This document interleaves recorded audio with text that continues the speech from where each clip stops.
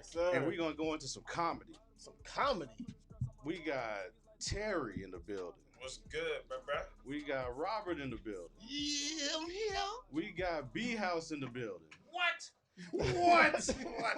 We got comedy at its finest up in here. Chi-Town's finest. Stand up. What's Yes, going sir. on? Yes, sir. Yeah. So we're gonna start off from the left to the right. Terry, what's happening? Let's see, where you from? What's going on? Oh man, I'm out here, like I said, enjoying this freedom y'all got going on in Arizona. It's been fantastic. But yeah, man, I'm out here I'm originally from Chicago, now in the Bay Area for the people who don't know me. Stand-up comedian, actor, general asshole, I guess. I don't know if I can say that on the air. You good. Oh, we can cuss? Y'all should never say that. We gonna get a little well. We said, no, this is a Christian show, Terry. Christians cuss. But no, I'm out here in Arizona having these, getting into these mics and these shows, man. Real pleasure for y'all having me on the show today, man. Thanks. Appreciate you for inviting me on. Blessings. Thanks for coming in. Robert, what's going on, brother? What's going on, baby? We in the building. And I can't spell that because I went to Hillcrest. They did not teach us that word. They taught us build, but the ing part, that wasn't part of it. You can tell by the way he said that how he spelled it. That was BUILD space DONE. We in the building. We are in the building. And then we got, last but not least, we got the man, BHouse. BHouse, what's going on, brother? What's going on? I'm happy to be here. AZ in the know. That's what's up. All right. So we're just gonna jump right in, man. So Terry and Bo, I know y'all been working together for a long time. Y'all been doing things. Y'all got what else y'all got going on besides your personal comedy shows? I got that good weed. If anybody comes in, if anybody, I don't take it across state lines. You got to come get it from me. I don't care where you at. I ain't mailing it. I ain't doing it. But if you're in the Bay Area, it's gonna be the Yay area. But that Yay area, man, how is the Yay? Hey man, the Yay and the Bay are both doing great. Right. I'll be honest with you, man. Yeah. But no, I mean, honestly, but like I said, because I know we tune in with a lot of people who haven't seen or heard of me. So, you should go Google me, man. Black man out here working. So, again, comedian, stand-up, of course, is my main thing, as well as just acting. So, working on building on my acting resume this year a little bit. I have a web series that we're working on right now. My boy Mike Evans Jr. out of San Francisco. It's called Rent Check. So y'all look for that when it comes out. It should be dropping, I think, late February. Okay.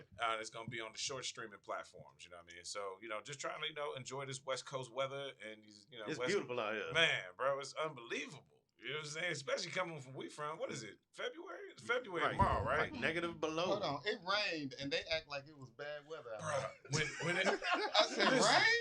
Then it was like, ain't nobody gonna come to the show, it's raining. Yeah. I said, rain? Bro, you see how they be driving on the highway? They knuckles be white. I'm like, turn your windshield wipers on. Drive What here, is that, bro? Them motherfuckers had salt trucks out for the rain. Hey, I'm gonna tell you why can't nobody drive here because everybody from another state. I don't know how it was in Arizona, but when I moved to California, they was like, look, just bring us any license that you've ever had before, and we just gonna give you a license. And I was like, say that one more time.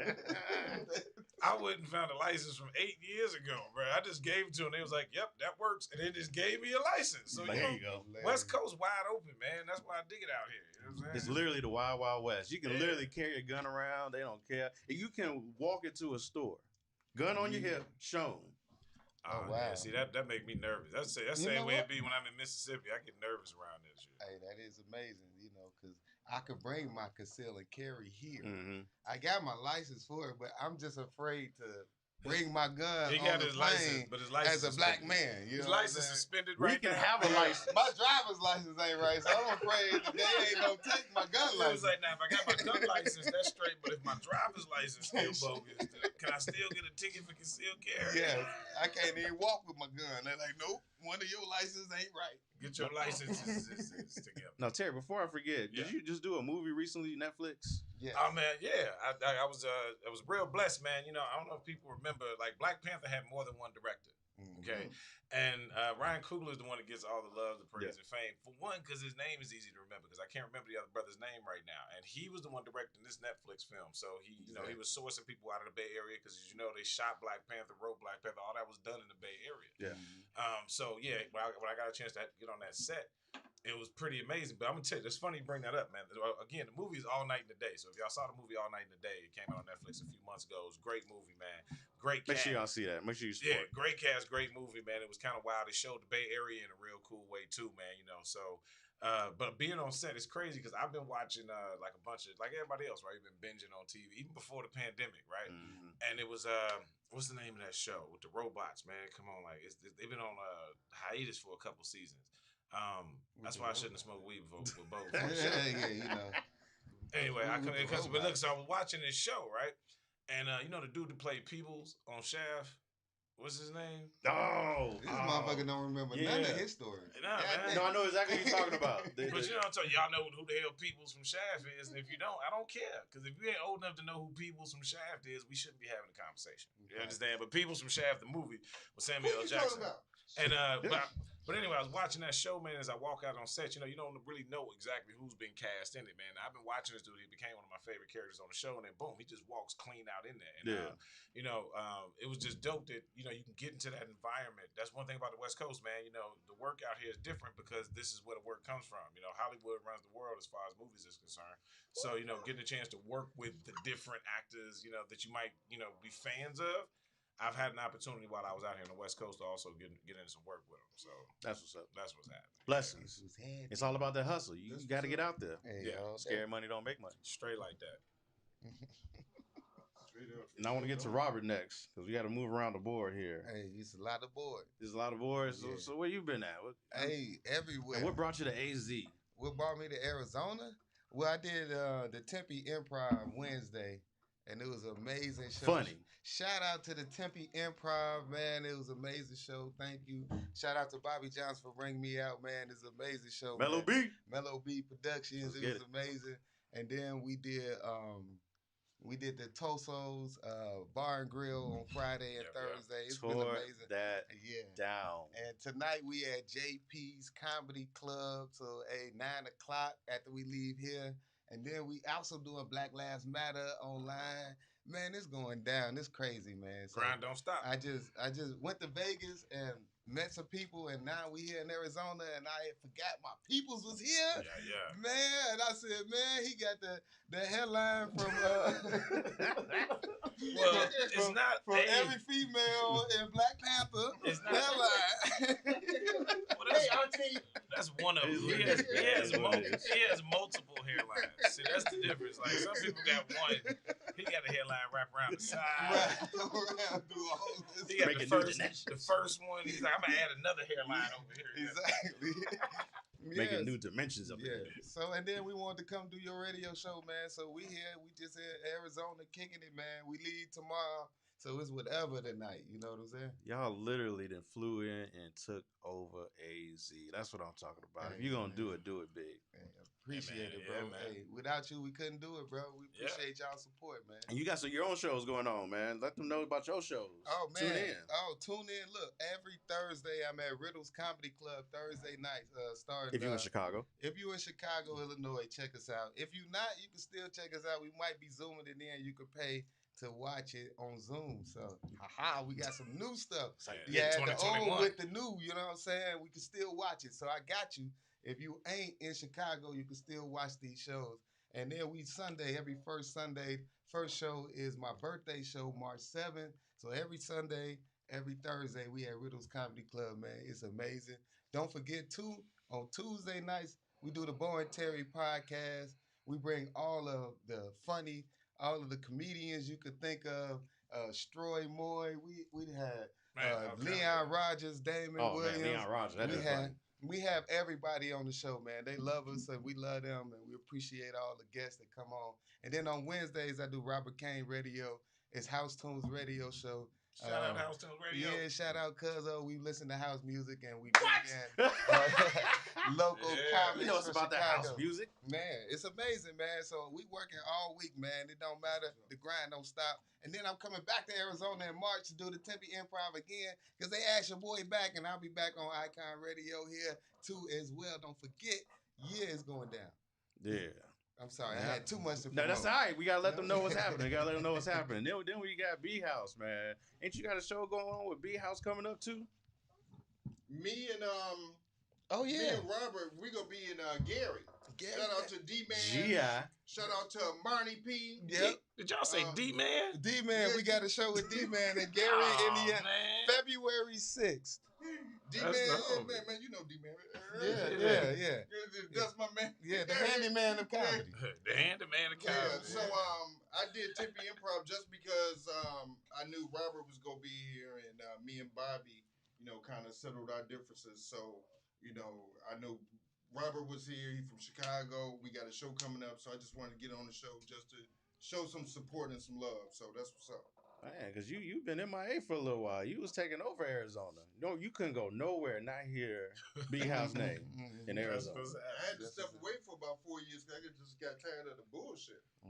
Oh, bro, you ain't said nothing slick to a can of Man, oil. I got tired of the bullshit. It's politics and everything. Yeah, the politics, the red tape, the venues not respecting what you're doing, other comedians not respecting what you're doing, and you putting your blood, sweat, tears, hard work and shit, and so I was like, fuck it. I just stepped away for 4 years. So the show I just did a couple of weeks ago with Damon Williams and Corey B, that was my big show coming back. Nice. As a promoter, as a producer.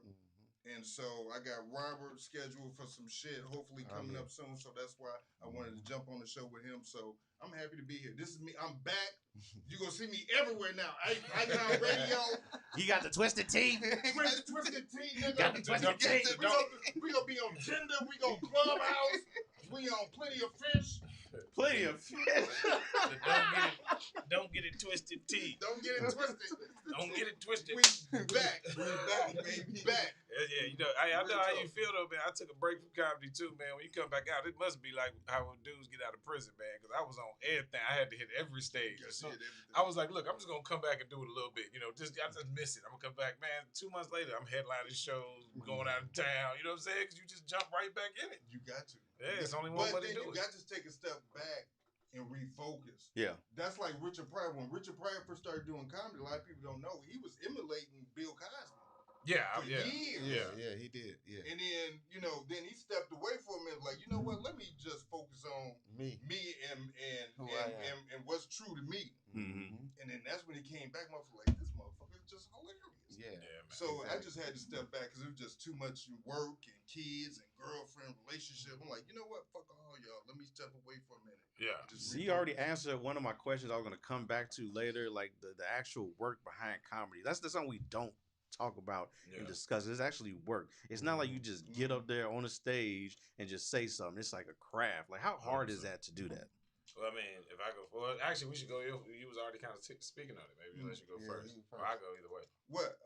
Man, I was just like the mechanism. I was in anxiety going to work every day. My job, threatened to fire me every day. Straight up. Then I get home, the girl ain't trying to give me no pussy. You know what I'm saying?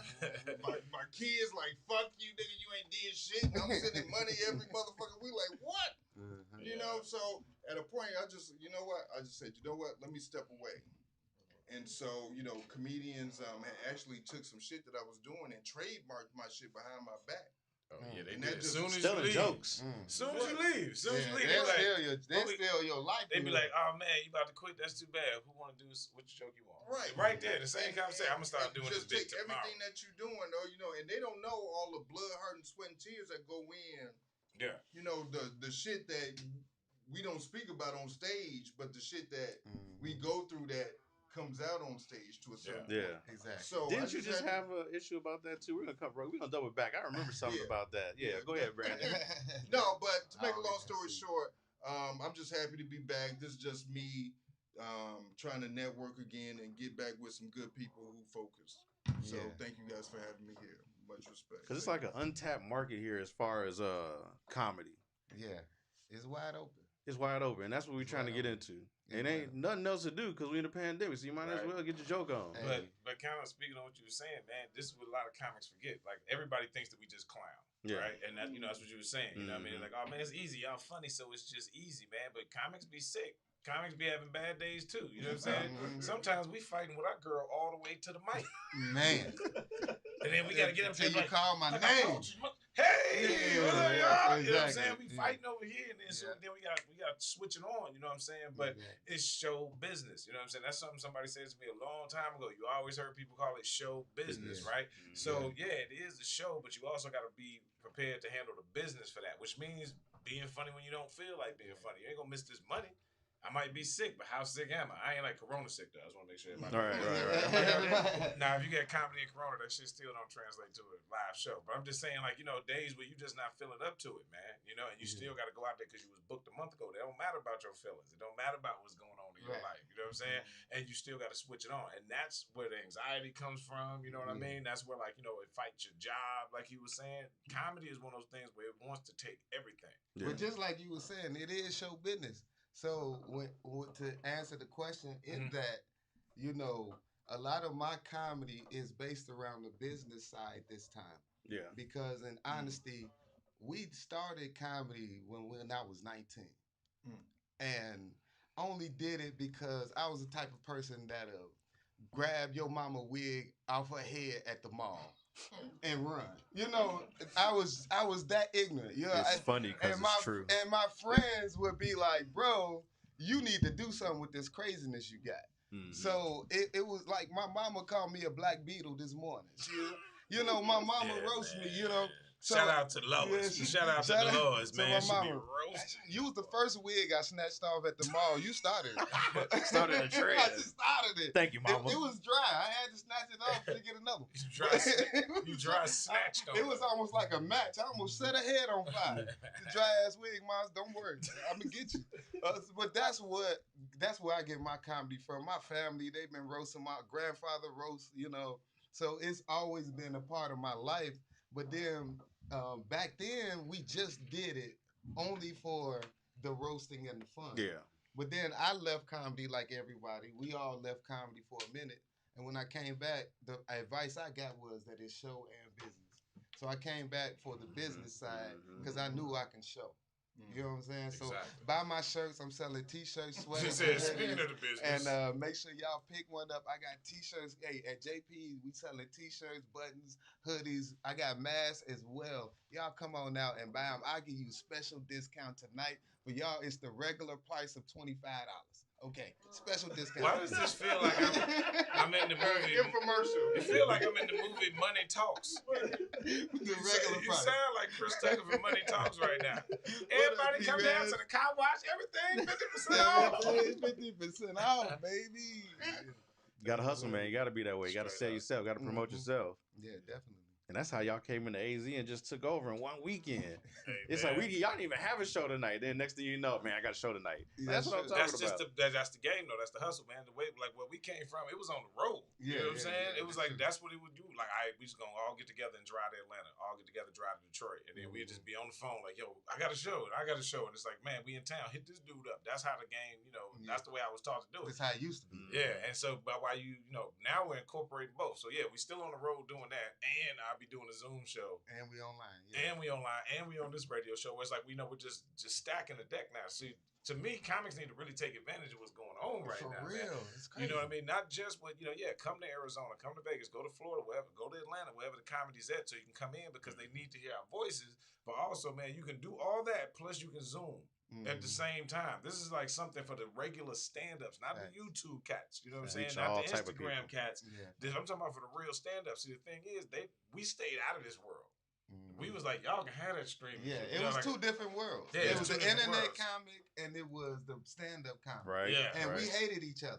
Yeah. And nobody understood it. The internet comics loved us, but we didn't really vibe with them. And it wasn't their fault. It was just that I think it was more jealousy than anything. For sure, because they would pack a room out and not be funny. And then they would be jealous of us though because we would get a half full room, but we know how to be funny. Yeah. So it was that back and forth. Here's the thing though. Right now, you got to be able to incorporate all of that. Yep. When I came in, you guys saw the cameras and shit. Y'all was like, nigga, what you got? Nigga, this camera is 4 years old. Right. But I'm 3 years ahead of everybody right now. Facts.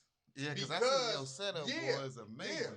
Yeah, because, you know what I'm saying? But the reason why, though, is because I saw 3 years ago, everything was moving toward the internet. video. Exactly. Yep. Facts. And I knew that, okay, yeah, you can put out a hot flyer, but people like to see visuals. They like to see, you know, not just one dimension. They like to see the audio, the special effects. So that's when I started getting into that. Gotcha. So that's because you was watching Pornhub. Well, that too. Ain't got nothing to do with nothing else. That too. Catch me on my OnlyFans page, nigga. This gonna be exclusive. Man, I'm OnlyFans the on BHouse my show. page. It goes down at the BHouse show live.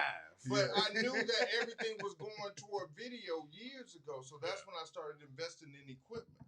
I got a little studio apartment, but nigga, you would think I'm anywhere in the world because I got the green screen everywhere, over the bed. Bitches be coming in like, nigga, what? He got a real. What we should have done? He got a real studio apartment. Sign this non-disclosure agreement. He turned his apartment into the studio. But I knew that years ago. Yeah. So, but I say all that to say, yeah, you can be the funniest motherfucker in the world, but if motherfuckers ain't seeing it, Don't matter. It don't matter. It's motherfuckers who better than Michael Jordan, but they didn't. Motherfuckers didn't see him. Motherfuckers didn't get that opportunity. And when they did get that opportunity, they didn't do what they were supposed to do, and that's the position I've been in. So now I'm like, okay, I done fucked up a few times when I was supposed to get on top of my shit. Now I'm back. Capitalize. Now I'm back. Now I'm focused. So that's what's up. Is it because of the twisted tea or? Well, that too. Man, every time something happens, man, BHouse be on it. The pandemic happened, he out there with the white suit. What was that video you did with the romper? With the romper. Oh man. When everybody was talking about rompers, I went out and bought a blue jean romper. Hilarious. No. Motherfucker zipper around the waist and shit. Oh, nigga. snap. And I killed him. You are built like a Hispanic baby mama, so I can see how that Okay, Rob, here we go. We from Chicago. He from the top. He about to start clowning. It was like first 20 minutes of the show. He's like, yeah. Yeah, they feel like a Mexican. Right. Rapper. He got that. I need that liposuction body.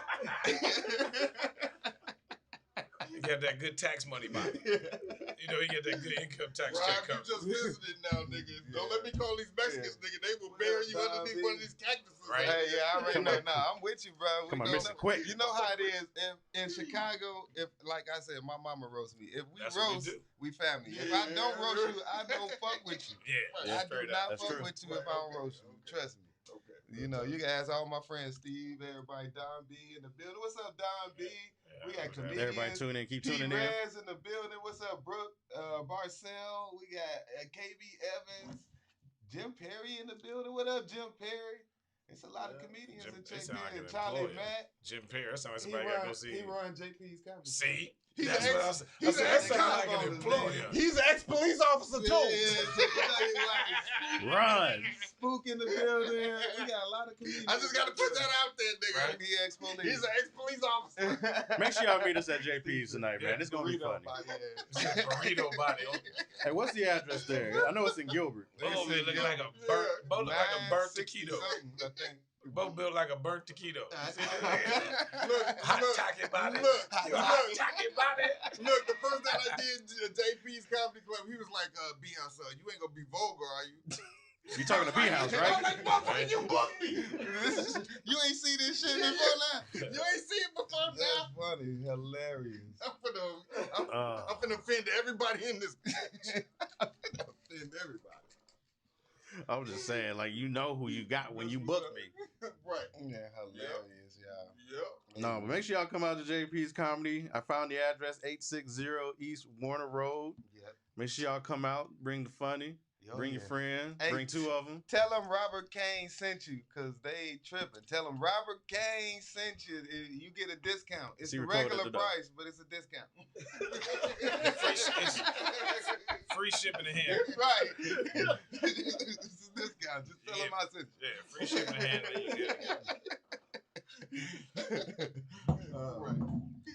Oh man, I knew it was gonna be funny today, especially brothers from Chicago, Hillcrest. People don't realize how many people actually came out of Hillcrest. Yeah, man. Oh, that's a lot. Melinda Bussey was on The Yeah, Voice. Sandy- a couple The years. Voice. Oh, Sandy Red. Shout out Gotta call. Sandy Yeah, Red. they don't know the government. Yeah, they don't know the government, man. We went to school with her. Don't forget. Her Facebook Sandy still say. Red. Oh no, it don't. I think her Nah. Facebook do say It Sandy say Red. Sandy All Red. right, my She bad. took the Melinda. My bad.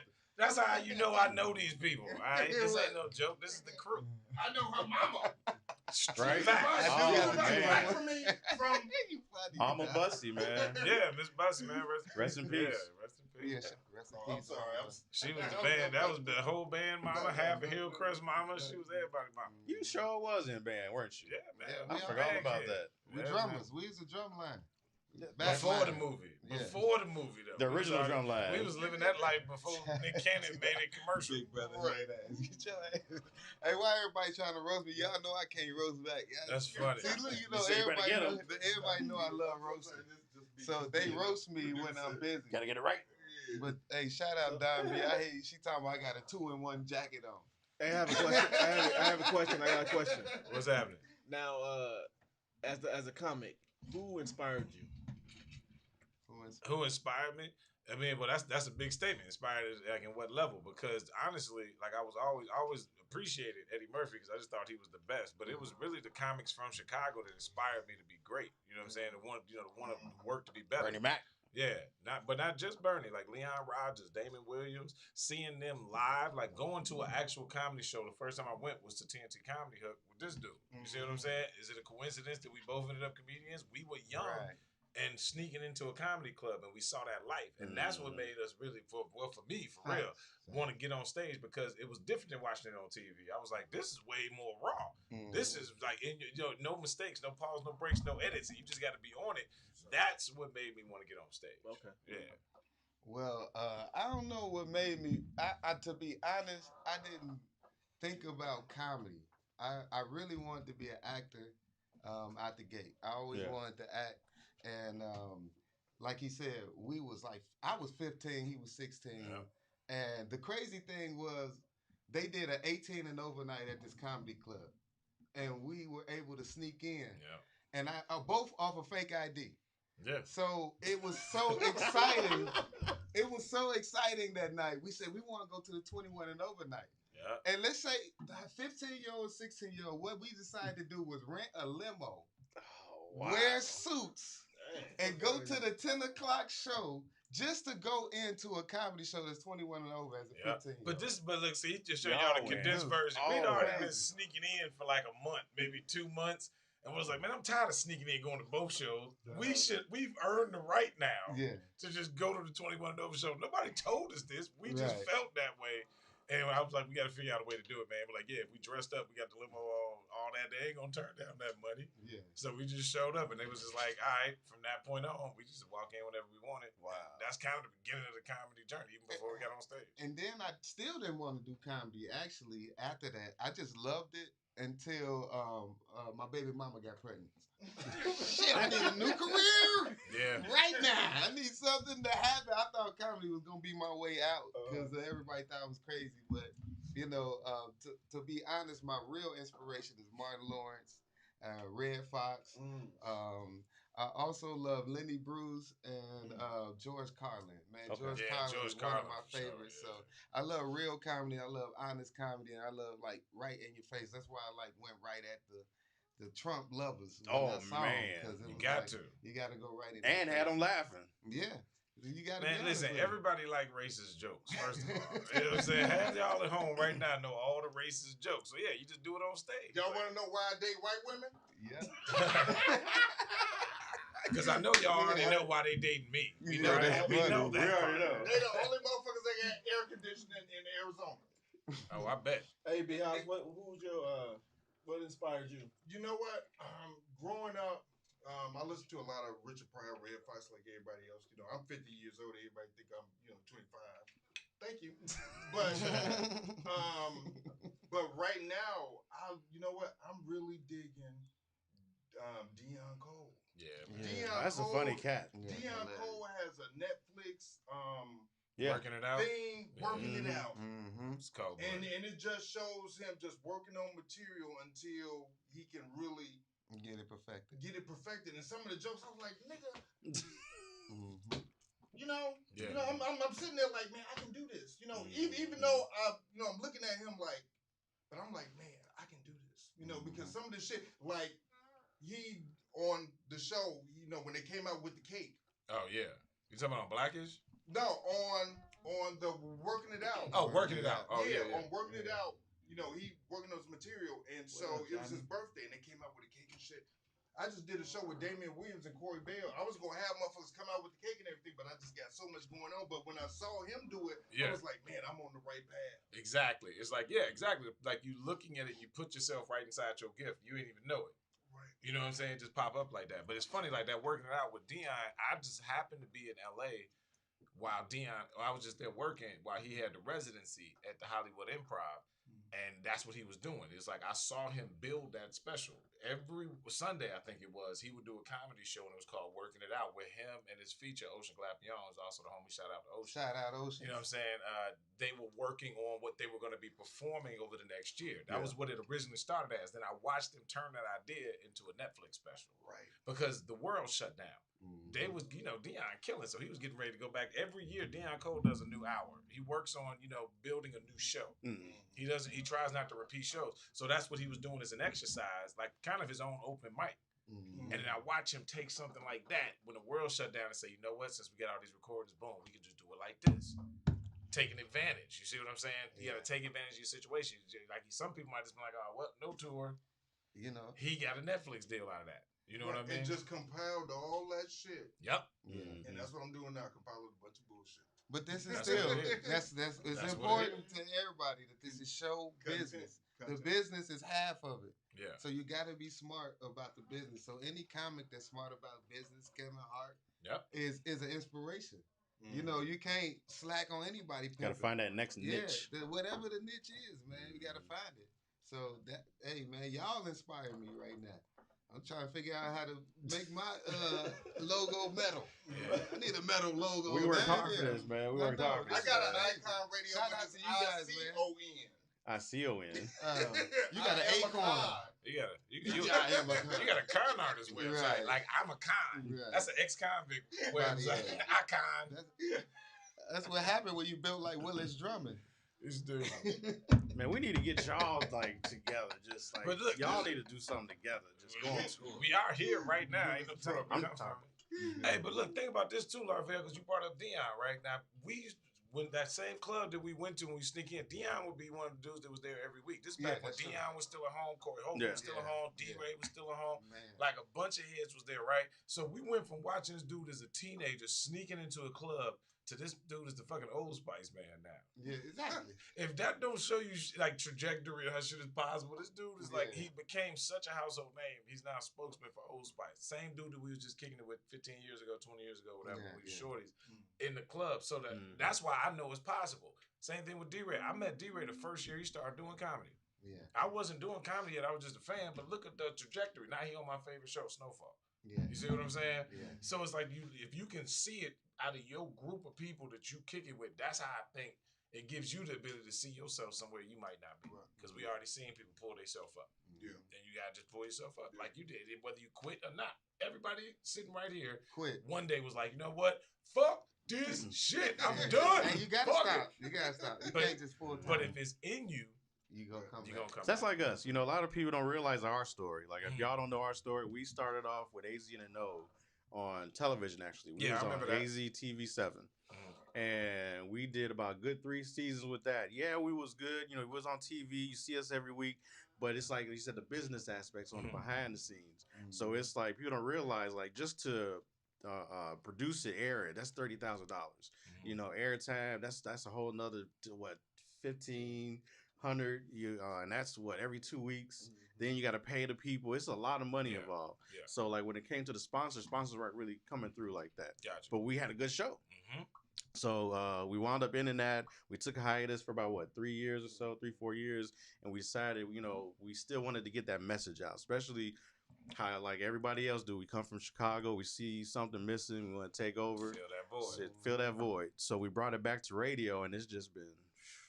I'm liking radio, man. Listen, love people, because look, like, you know, me and Bo do Too Shady Radio, and that's what the Bo and Terry show is, and we're expanding that in 2021 to include some more things, but it's the radio format. See, TV has a different format. That's a different feel and a vibe, right? Whole different beast. Now it's like that's why like people like the Breakfast Club and stuff have blown up because it's a more relaxed vibe. So it puts everybody, the guest, the host, into a better like mental space. Yeah, So BHouse ain't stopped moving yet. Yeah, sit your ass down. You know what I'm saying? Just promoting That nigga drank 7 twisted teas. He can't even stop twisting. Well, no, Yeah, damn. yeah. You I'm goddamn sorry, I got it. sit Okay. your ass down. He The cut camera is Hey, that's 3 cans of Red Bull inside of a twisted tea can. It's that crack. that nigga, right. He ain't drank the twisted tea. He's sniffing cocaine off the top of it. Right. Goddamn, calm down. It's just shake the cocaine up inside the can. Shout out, what up, Bobby Johnson? I see you in the building. Hey, what up, Brandonn Moore? Look, I don't know. I be giving shout out to people. Let's make sure. So, if you had someone that is looking to be a comic, what would you tell them? No, yeah, Stop, probably don't do run. it. Wait. It's enough. It's That is enough not what I of thought us. she was gonna say. It is enough of us. No. Maybe be a rapper. No. I wish I'd have been a rapper. I'd have spent this much time rapping. I'd have been rich. But I'm not a rapper. No, facts though. You know what I'm saying? If you got a skill or talent or itch, I would say let's do it. Let me know. Find a stage and work it out. Find a Zoom, work it out. Do it. Do what you need to do because at the end of the day, look, especially in this world, you never know how long your lifespan finna be now. Yeah, We especially used these to days. think we gonna live to 50, 60, 100. Now, because of the pandemic and the COVID, the variant mother. strain and all these COVIDs and all that, man, you don't know how long you're gonna live, man. Go out there, go spread that medicine. Comedy is medicine. If you Straight can make up. people Go get laugh, go get it. So the hardest part is your own self getting over that part. Cause the audience, they there to laugh. So Yeah. if you can just relate to them, Give 'em 9 what they times want. out of 10, Yeah. you're gonna make them laugh. Because we want to forget about it. Yeah, exactly. We It's want too to much forget going our on. problems. So Yeah. I would say go for it. Do what you do at home in front of the people who you make laugh, and then become the next you, the first you, and do that. I'm all right. That was the PBS version. Okay. Also, your skin better be tough as an elephant trunk. Okay, this game ain't for the weak or the meek. You know what I mean? This is a room full of sharks in every situation. It's a room full of lions almost in every situation. So if you're gonna get into comedy, and you know the fun part is the easy part. The hard part is the work. The hard part is the networking, and that's the real side of comedy. The comedians you see that are most successful are the comedians that were the best at networking. Like if you talk about Kevin Hart, anybody talk about Kevin Hart, he was a mic hype. You know what I'm saying? I don't care where he was at. Man, let me get up. Let me get up. I'm trying to get up. You saw him always trying to get up. If you don't have that type of mentality, it might be a cool hobby. But if you're trying to be a real comic, you got to have a tough skin, man. You got to be able to persevere because it ain't easy. It ain't. It's Yeah. fun, but it ain't It easy. is not easy. It's fun, but it ain't easy. What about you, BHouse? What's the question? I'm sorry. What would you give an aspiring comic? What I would get, Advice. already know what you want to do when you get into the game. When I started doing comedy, I already realized I didn't just want to be a comedian. I wanted to produce my own shows. I wanted to promote my own shows because I sat back for a year and watched everybody. And then I saw what they was doing. I was like, you know what? I can do that better. I can put out a better flyer. I can put out a better, a better product. I'm sorry. A better product. I'm sorry. I'm drunk. Yeah. Stop that shit. But, We can hear that. Sound like the Hunchback of Notre Dame. Right. but that shows my passion. You know what I'm saying? Yeah. When I saw everybody doing shit, I'm like, you know what? I can put out a better product. So then that's what I set out to do. So I didn't want to only be a comedian. I wanted to produce my own shows. I wanted to control my brand. I wanted, when everybody see a BHouse flyer, they know that's a Brandonn BHouse flyer. Facts. When everybody see a BHouse video, that's a BHouse video. When everybody see a BHouse show, it ain't just a regular show. Yeah. You know what I'm saying? I try to make it an event. Like the strip club. I remember that show. Oh, I snap. did a show at the strip club. No, BHouse did a show at a strip club while Oh, the strippers, stripping around him. He just doing comedy. That was the best show, man. I love that. I'm They trying was to like- laugh, throw ones. Look, I had a couple of chicks auditioning. They didn't get How you but they So you had can a talk about I couple got of some jokes. I got a couple jokes too. Yeah, and that's how I met dude who wrote for Richard Pryor, his son, Mooney. Oh, you Paul Mooney. Mooney. His son, Dwayne Mooney. Yeah, That's how I met Dwayne Mooney. Dwayne Mooney. Yes, sir. Okay. I And remember. Dwayne Mooney called me like, "Hey man, I'm moving to Phoenix. I'm like, I got you. Your name alone." Yeah. And so I put him on that show, and that's how we connected. But I just started, let me just put my own money into it. So for years, it was just me putting on my own money, risking my own money. And now I'm like, okay, now it's time to get some sponsors and this and that to make it The better. Yeah. a little bit better. Hell yeah. It's all about them sponsors. Smart. And if you sponsors need a T-shirt, check out Robert Kane. Definitely get a T-shirt from your boy. The number is at the bottom of the screen. Just call in. Will somebody please buy something? Go to RobertKane.com. What the hell that T-shirt? Definitely Sale. Lip balm. We in there. Western Union. Oh my God. Robert Kane condoms, they never pop. He got everything. Go to RobertKane.com. Never got to pull out. Yeah, definitely. Man, I knew it was gonna be some comedy up there. Now, but that's the game, though. So that's what I'm saying. You can't forget. You can't drop the ball. Yeah, and it's fun though. It's good, and I'm trying to turn back into that traveling young comic again because it's so much fun now. Like you said, it's That's so what I was trying to mention. open. Like, what's gonna come next? Like to travel more, things like that. We do the circuit. You know what? We're getting a network. Since we've been online, we've been tagging with other radio stations like yourself, and we've been like House Tunes Radio, your radio station, different stations. There's a Denver radio station. There's one in Las Vegas. So we gonna do a comedy tour where we bring comics from every state, and then everybody just working together. Like there will be open mics for any comic who has a mic in the state, and we trying to build that network of all comedians that we dealt with.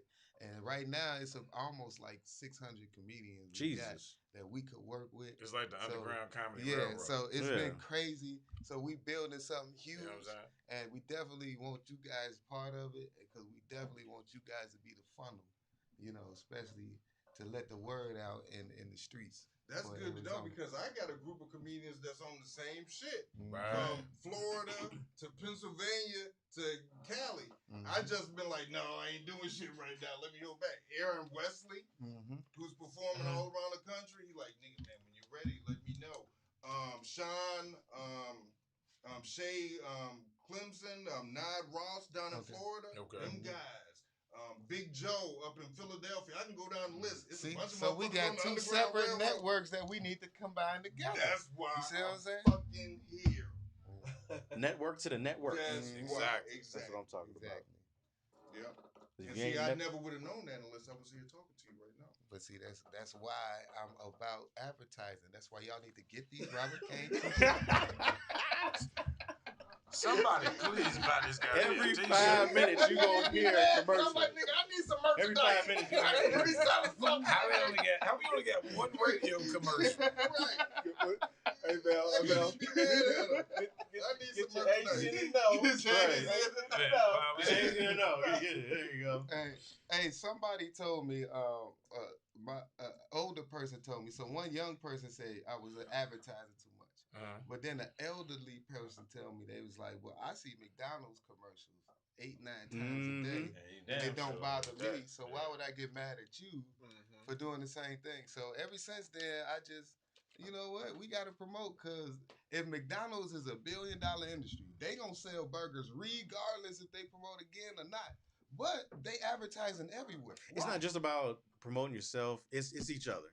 And I know you mentioned this too. Like we don't work together. Black folks, as a normal, don't really mess with each other, and we need to. That's trauma from slavery. We know if there's too many black people next to each other, they might put us on chains and be like, you can't leave. Right. So that's just a reflex. It's like don't have more than 3 black people together because massa, I think y'all do some work.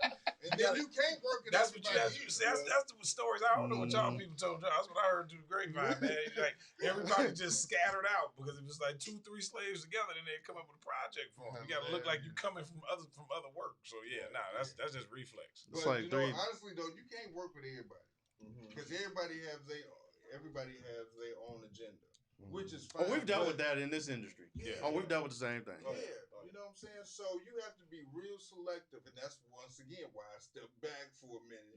Because I'm like, okay, the same people that I broke bread with and I thought was family was niggas behind my back, like niggas. Right? So I'm like, okay, let me step back for a minute. Maybe my because I always thought that I was a good choice of character. You know, I could be like, okay, I ain't gonna fuck with Rob. It's Rob on some bullshit. You know, I always thought I was good, but that shit was just so undercover. It just hit me so hard. I'm like, you know what? Let me just take a step back. So now, when I see people actually putting in some hard work on their own shit, they ain't dependent on me to put them on stage. They ain't dependent on me to give them some exposure because they doing their own shit. They in their own lane. Those are the people I want to fuck with. Because they hungry. Because they hungry like I am, and they ain't dependent on me to put food on their plate.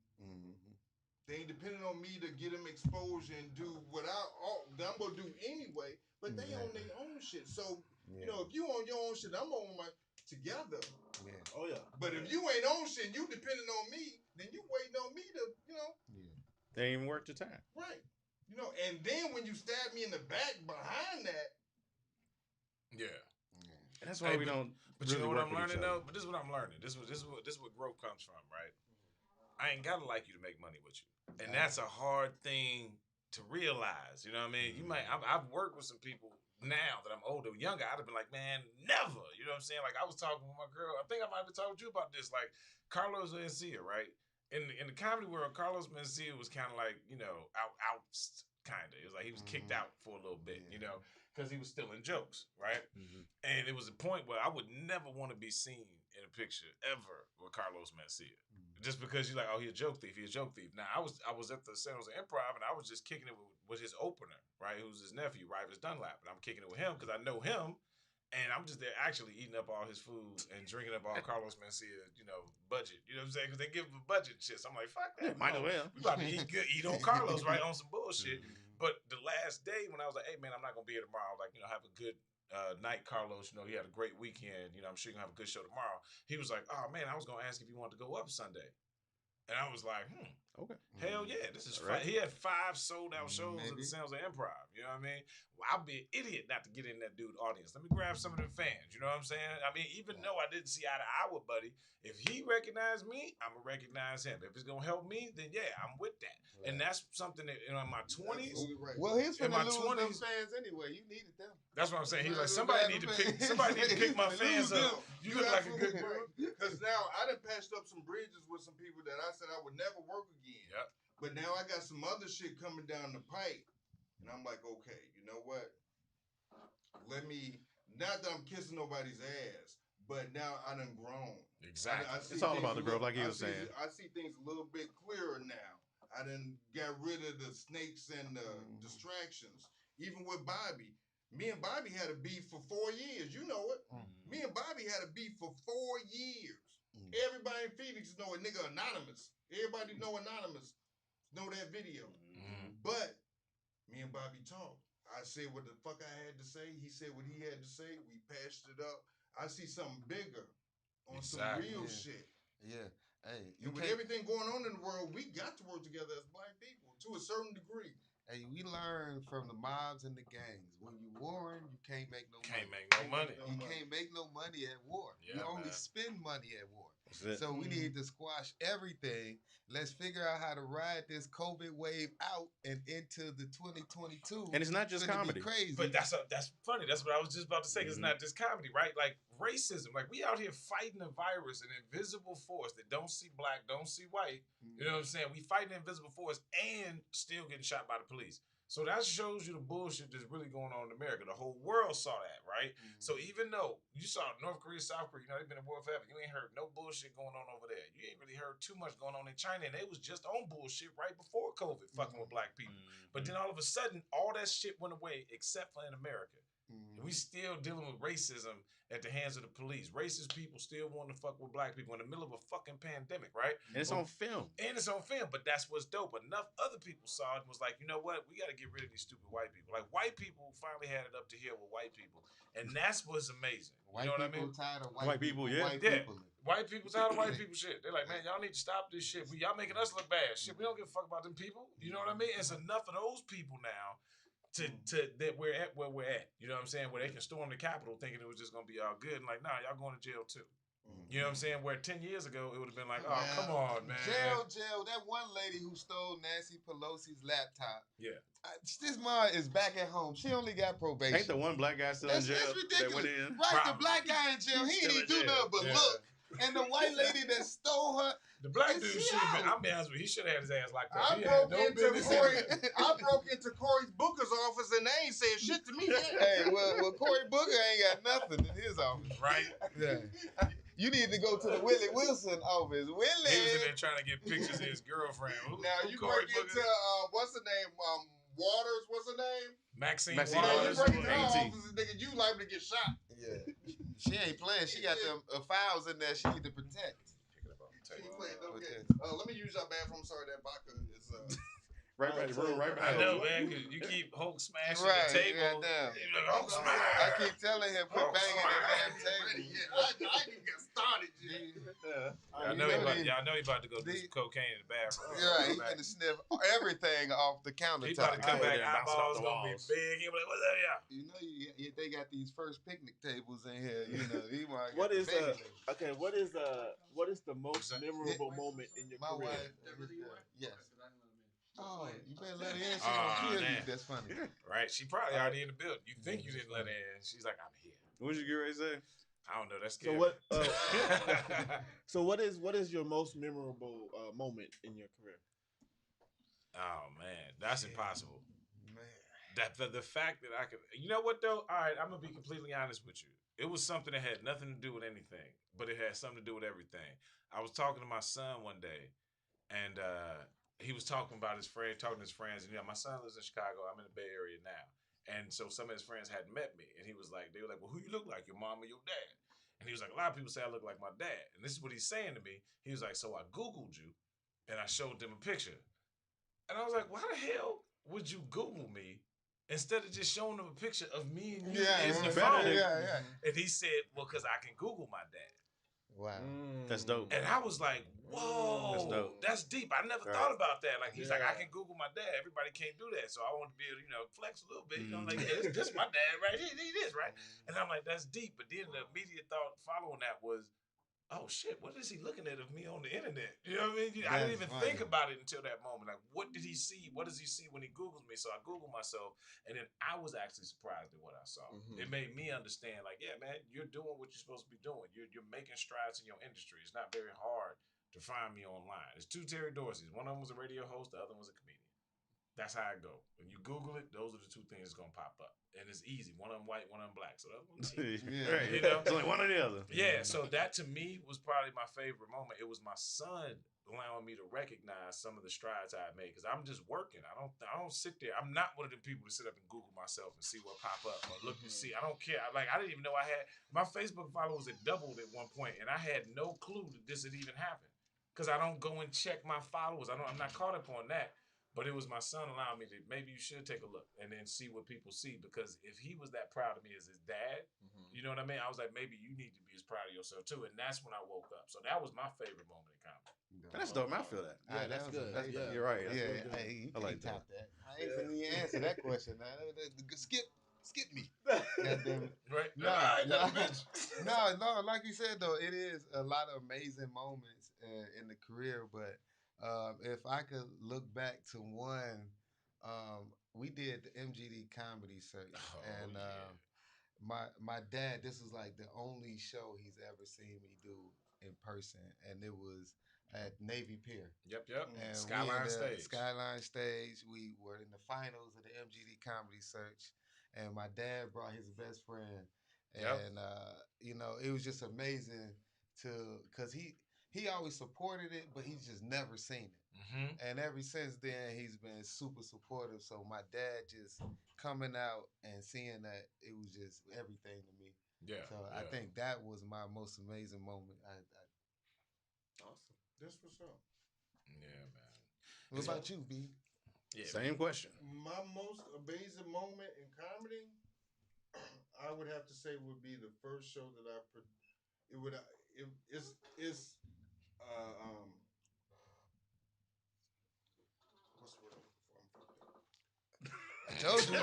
That's that cocaine on your nose. God damn it. The first show that I performed and the first show I produced are one and the same. Okay. Both of those shows. Yeah. I know I'm fucked up. Yeah, I know. Both shows. It's still on your nose. Yeah. Get it out. Both shows. That nigga wiped his nose. Was you really? You selfish motherfucker. I saw it. You selfish ass nigga. You was doing cocaine by yourself. This ain't immature artists. They warned you when I was coming.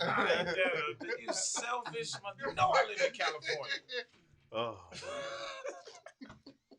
The first show I produced as a promoter, and the first show I ever performed as a comedian, I go both hand in hand. That's what showed me that all those years that I self-doubted myself, I was wrong. I didn't have. I was insecure about my talents, my ability.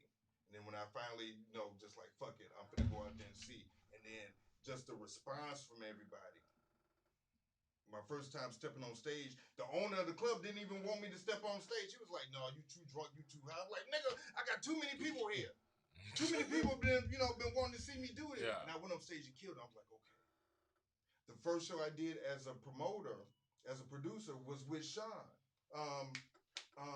Tim C. Okay, that's when I met you that night at Tim C's show. Who ran for mayor of Phoenix. That's my lodge brother. I went down there and talked to him. Didn't know him from Can of Paint. He was like, "Come on, I know your family. You from Chicago. The venue's yours." And I killed him. So then that just gave me just more. Oh no, I was proof to that. I saw that show. I was there for that one. That was off the chain. Yeah. So those two shows is what really gave me the confidence that all those years that I was insecure about my talent or insecure about getting on stage, that it was just me. Right. Yes, man. We're our biggest critic and we're our biggest enemy. Like even from the show we did the other day, we were back there and the lady was like, "Oh, y'all want to watch the set? Y'all want to see our set?" I was like, "No, I don't want to see that right now. I need to be by myself when I look at it because I'm going to go through every single thing, every hand motion. I'm going to be like, I hate this. You know what I mean? Because you're your biggest critics. You know what I'm saying? But once you can learn to kind of appreciate your talent as well, like I don't know about y'all. You ever been watching one of your own comedy videos and start laughing? And you be like, damn, I am funny. I knew the punchline. I know where it was going. I knew what I was doing. I still laughed at it. You know what I mean? And when you get to that place, I think that's when you can start really creating some fun, like art. You know what I mean? Because now you appreciate what you're doing, not just working on what you're doing. Because, in the beginning, like he was saying, just fighting to get on stage, just making sure you can at least be funny, right? And then you get recognized by people. You know what I mean? Then you get recognized by your inner circle, and that's when it all kind of comes together. Right. And I think that's where that confidence comes from sometimes. Like I remember, like you were saying with your dad, I was there for that, of course. Exactly. But interestingly enough, my father had never seen me do comedy either, even up to that day. Right, exactly. Even up to that day, my dad had never seen me do comedy. He didn't even take me seriously until Comic View called the house. He was like, "You ain't no comic. That's a cool hobby." And then Comic View called him and was like, "Which we're looking for comedian Shady." And he was like, "Who?" He was like, "Shady." He was like, "Oh, right, Terry Shady, right? Yeah, what?" And then he took down a message. I can hear him smiling on the phone. Yeah. When he called me to deliver the message, he was like, "Hey, BET just called. They trying to book your hotel, Mr. Comedian." But even after that, he still hadn't seen me. He saw that. He saw me on that. But he booked me and Bo to do his retirement party. Yeah. And he had never seen me do comedy. And he was like, "I want you and Bo to do my retirement party." Remember that? That's dope. And I was like, "This "It's cool." And I was like, "Yeah." And he was talking to me and you at the same time. And he was like, "I'm going to pay y'all." And Bo and myself was both like, "Nah, man, you crazy.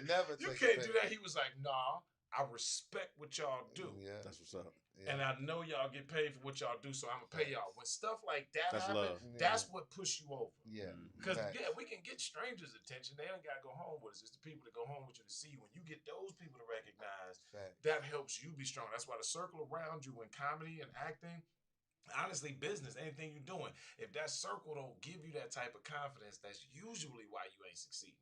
Man, They'll circle. facts. Yeah. You know what I'm saying? Yeah, that's If right. you got the That's right real. people around you, man, it's amazing. Look, me and this dude, like me and B, different. You know what I'm saying? Much respect. You know what I'm saying? But like when I say like we started a journey together, right? And we had no clue what was gonna happen. We just tried it, right? And we didn't know Lil Rel when we was hanging out in Harvey with Lil Rel and Meet You Oh, and yeah, Wildcat. yeah. You know, shout out to the Last Laugh crew. Shout out We Last didn't know Laugh, Damn that, Fool. that Lil Rel was gonna become Lil Rel Howard. Yeah. Now he's a household Lil name. Now did he's we a know, household yeah. I had Lil Little Rel did we before know. he did Get Out. Before Get Out, yeah. You know what I'm saying? Now you guys go a little bit Well, further yeah, back we than I do with yeah. him. But I had Lil Rel out here in Stand Up Scottsdale. Dope. Let me tell you a true story about Lil Rel Howard. What happened was. Let me tell you a true motherfucking Okay. story. Stand Up Scottsdale is the only club that had two major stages. Okay. Bravo TV or Spike TV came in, you know, the Bar Rescue. Oh, they yeah, come in yeah. and do so they decked this motherfucking club out. Dope. So the owner was like, BHouse, nigga, what you want to do? I was like, nigga, man, let's bring Lil Rel here, nigga. So we had Lil Rel here. And I had two stages. So I had like 20 comedians, right?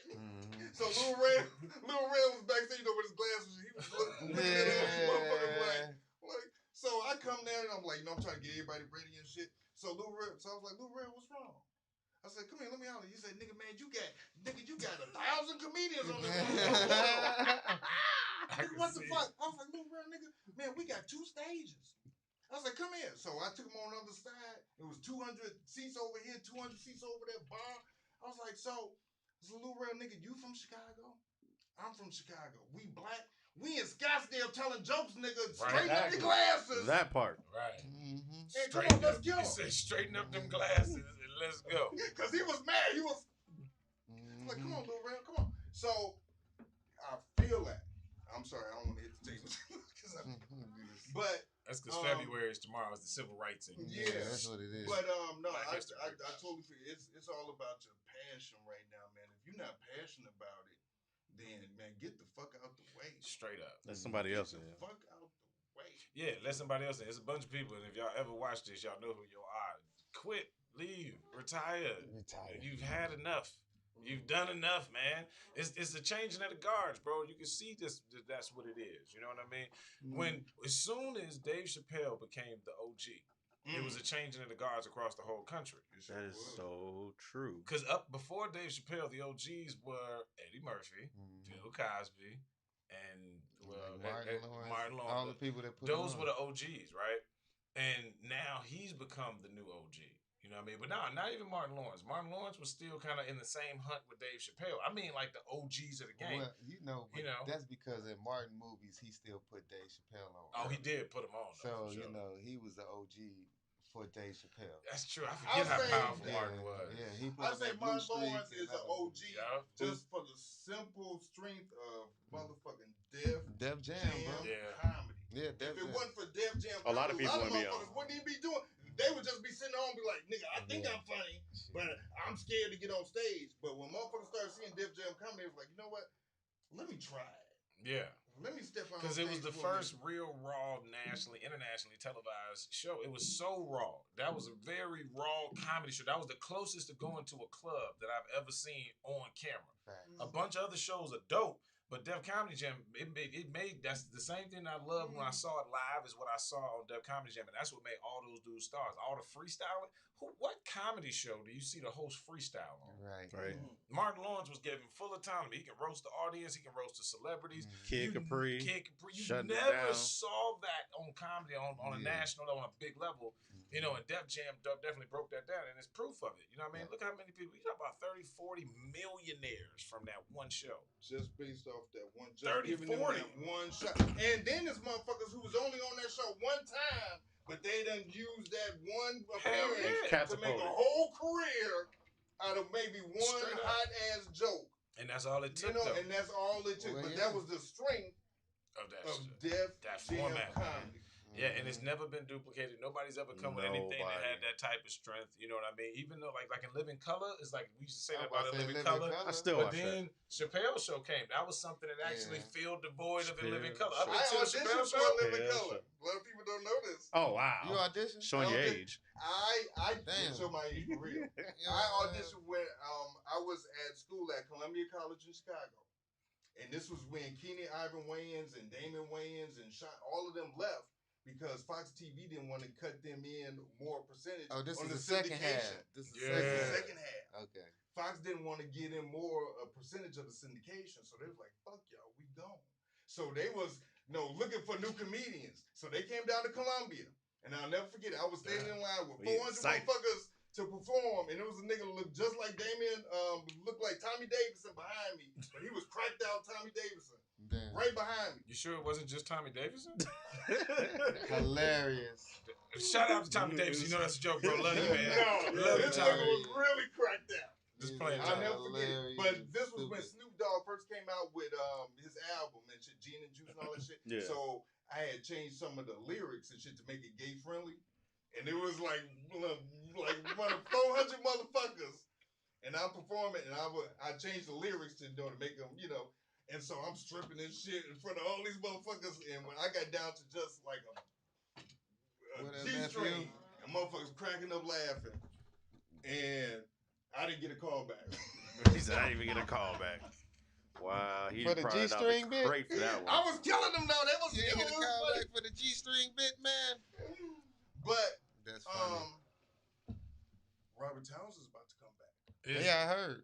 Is he? I didn't know And that. Spike Lee I've doing not some heard that. stuff. Spike been doing a lot of Spike A lot doing of some people stuff about to too. come back in the market real soon. Love Robert Townsend, man. Yeah. That was a blessing. Hey, man, it's funny. I got a chance to see. I've never performed with Robert Townsend, but I did go attend a lecture. Remember that? At Laughapalooza? Because shout out to Jamie Foxx, too. Shout out Jamie Foxx. Because Laughapalooza, I'm so sad that that's something that's not here. It was trying to be like the next Def Jam. Yeah, it was real doing good. close. But it was also a festival. And during that festival, they had Robert Townsend speak to the comedians about the business of the game. And I remember sitting there waiting because I was claiming watching the Robert Townsend specials, all of that, the movies, Five Heartbeats. So I'm excited. Even though I'm a comedian, I'm still super excited. This is Robert Townsend. Heck yeah. And he came out in the brown trench coat with the brown, like straight up, just walked out with like a sweater and some jeans. Looked just like he do in every interview.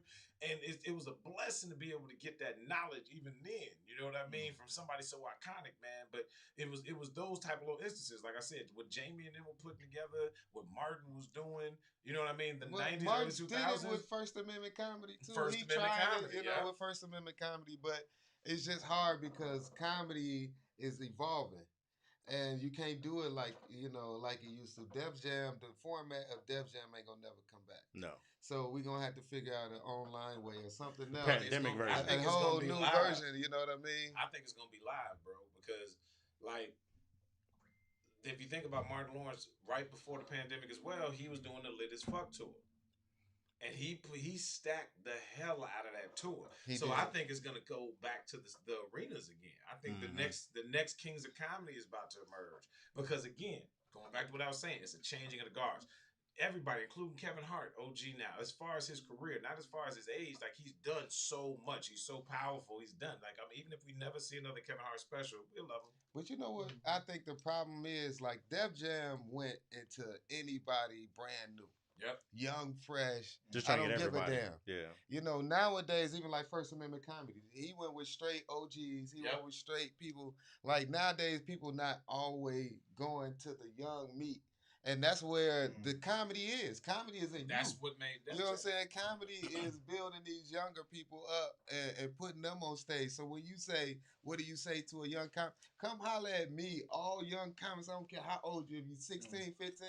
Because if we had did what we did, we wouldn't be where we are. So I'm always down for comedians or people who got some kind of perspective or poets, whatever.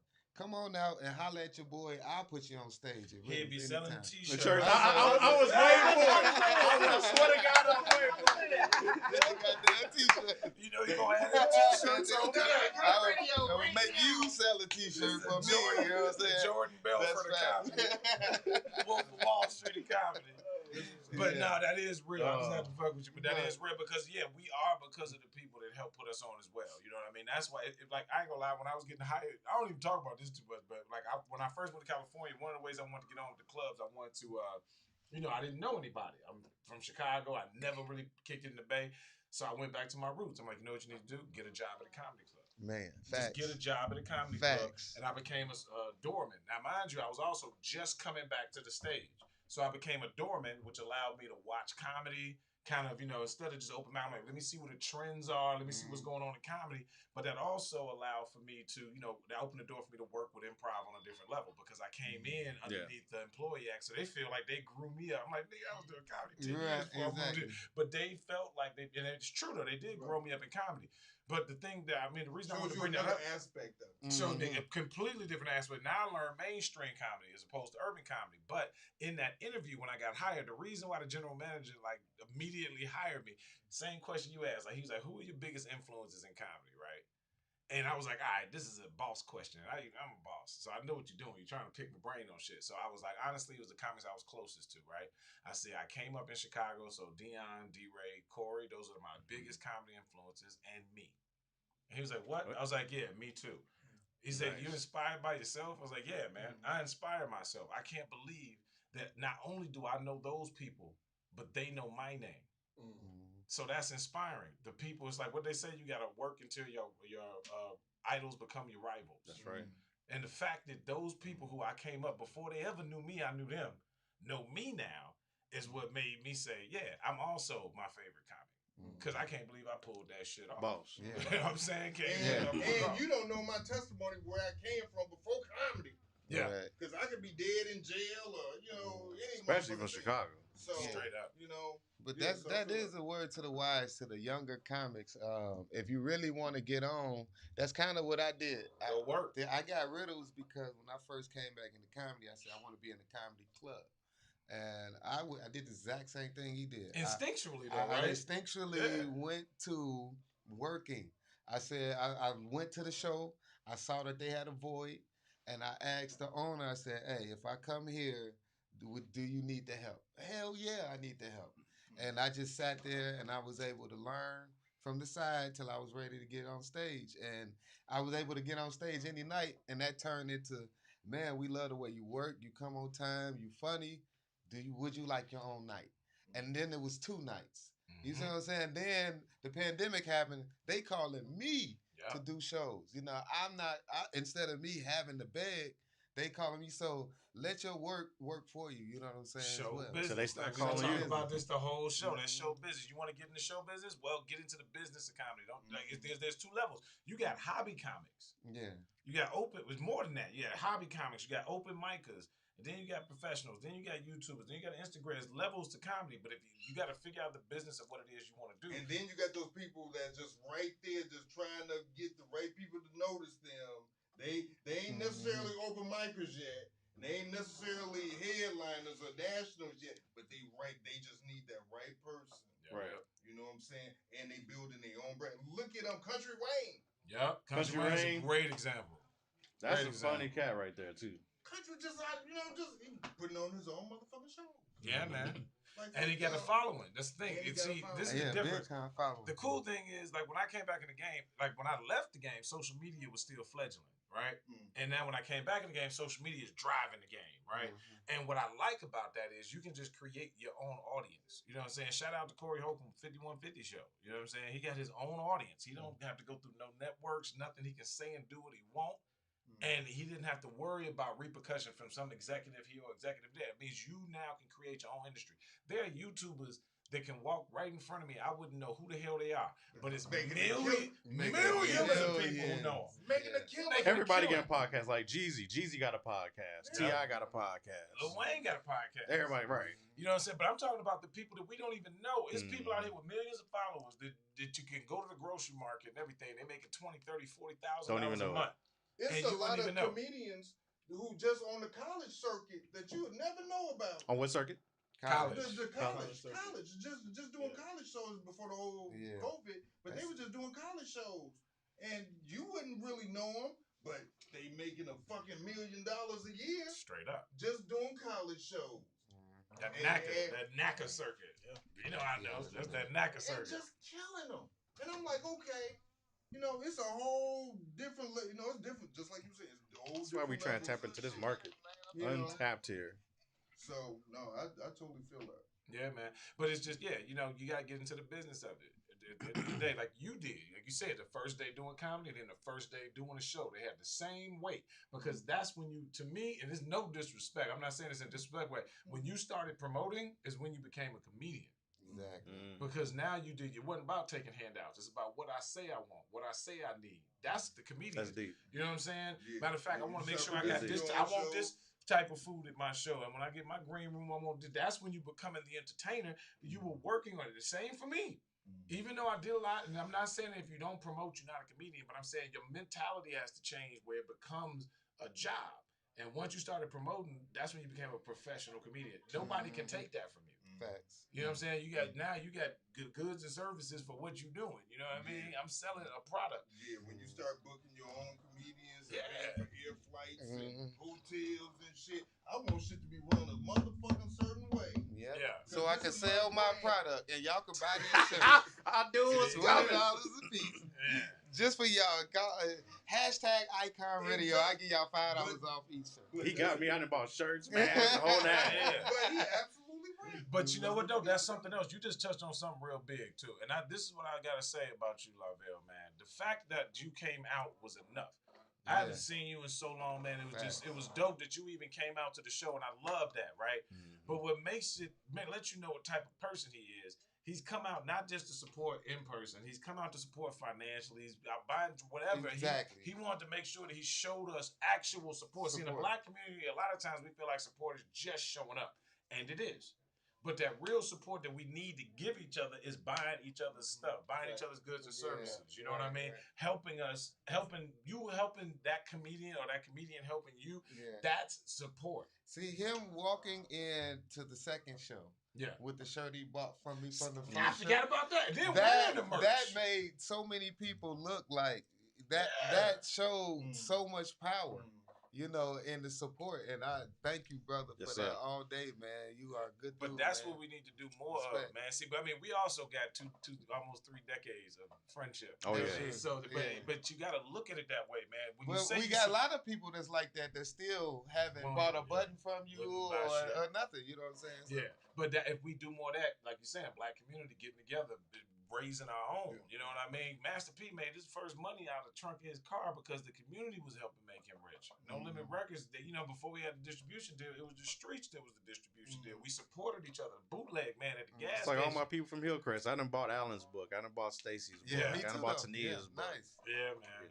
You gotta support. Exactly. And it's about that real support of each other, of businesses, because that's, okay, look, I'm in Silicon Valley, right? And I'm around a lot of people with money. And guess what? They all buy goods and services from each other. If you got a business, if you got a bakery you own, then your other friend is a lawyer gonna make sure he buys his daughter's cake from your birthday. I mean, from your bakery on her birthday. I'm gonna buy it from my circle. Because that money stays in the circle. Like they say, that's how the rich stay rich, right? Keep it in the How family. we talk about it all the time, but then We we can't even get a motherfucker to like a Facebook post in the black community. Like people was mad at me because they was like, Terry, you be dating white women and shit. Yes. You know why? You know why? And I'm not saying black women don't support, but white women love to support. They will buy your shit. They will forward your posts. What you laughing at? You laughing because It's so true in it's the Arizona, truth. nigga. It's the truth. And I love who love me. I'ma always love my people because I'm my people. You know what I'm saying? But if I can get a bunch of Mexican people who say, I like Terry and I want to help support him, I'm going to forward out your shit. Guess who else I love? Those Mexican people. Same thing with those white people. Male and female. You know what I'm saying? Some of my biggest supporters. Exactly. You know what I mean? You know who buy them tickets? A lot of people might like the post, but you know we buying them tickets? That's who I go with. You know what I mean? And I'm not saying that's making me not want to mess with black people or that. But what it did allow me to do was say, hey, maybe you can't just be mad at all white people. Maybe you just can't be mad at anybody who ain't black. You know what I'm saying? Maybe you need to understand if you're truly trying to be an entertainer, you got to be able to appeal to everybody. Yeah, everybody serves a purpose, man. Everybody can't come to every show. Everybody can't like every post. Exactly. I mean, you know what I'm saying? You can only tap your circle for so long. Right. And so that's why a lot of people here in Arizona, they get so caught up with just they only promoting toward local people. Same motherfuckers come to every show. Yep. After a while, you got to Expand broaden out. your you got to broaden your horizons. Exactly. You got to. So no, I totally feel that. Hey, but I thank y'all for coming. We got about 5 minutes left. We're about to wrap it up I was here. just Oh shit! Yeah. It's about to go down back at my Oh house. yeah, 5 minutes. And then we about to Fresh head over to shit. JP, so make sure y'all meet us there. Yeah. we had JP's. Come out to Gilbert. Yep. Bring cash so Bo ain't got to go through the app. Okay, Selling just these bring t-shirts. It's either you gonna buy it or he gonna rob you. Yeah, So you might definitely. as well get the T-shirt to go home. Shout out to Jim Perry, 'cause when I got to, he was like, "Are you gonna be vulgar?" I was like, "Nigga, I'm finna offend everybody in here." I'm Everybody. doing Then after I got on Christian stage, set. everybody after me was like, "Motherfucker, this." Motherfucker Yeah, right. You started it. But I just want to give a shout out to you guys, AZ and the No. Man, y'all amazing. Thanks, my y'all brother. keep doing what y'all doing. Y'all make sure y'all check them out every Saturday Yeah, from man. 5 to 7 o'clock. AZ and the No. This is the best radio show in Arizona. This is the #1 online radio show in Arizona. That's what I'm talking Holla. about. That's what I'm talking about. That's big, I'm bro. happy. Yeah, Glad shout out So to you thanks guys, for man, coming for in. real. Thank you, Larville. Yeah, thank for you, having me baby. here. Thank you for Icon Radio having me. I'm gonna see you next week, nigga. Yeah, in see you. Gary. Oh, we gonna are get in it Gary, G.I. Indiana. We gonna Yeah, be in Next Gary, week. Yeah, we Indiana. all over the place. We Much respect. Vegas, I'm gonna have to get your Gary. information, Yeah, we man. gonna speak. Yes, sir. You too, man. We already Facebook friends though, bro. I see you before What, man? Facebook. I got, Yeah. huh? Okay. Well, We got all type of mutual friends. Yeah, together. you just Yeah. don't know. Yeah. Right. But it's funny because normally that's what happened to me. And it's so good to finally get somebody else back. I'm like, dude, we already friends on Facebook. Instagram, one of He them. said no, I'm in California now. Yeah. All So right, in the thank Bay y'all Area. for coming in. We out of here. We Yeah, finna yeah. keep the jokes going after this go off. But make sure y'all tune in next Saturday, same time, 5 to 7. AZ to know. We out. Yeah, we out of here. AZ and the No.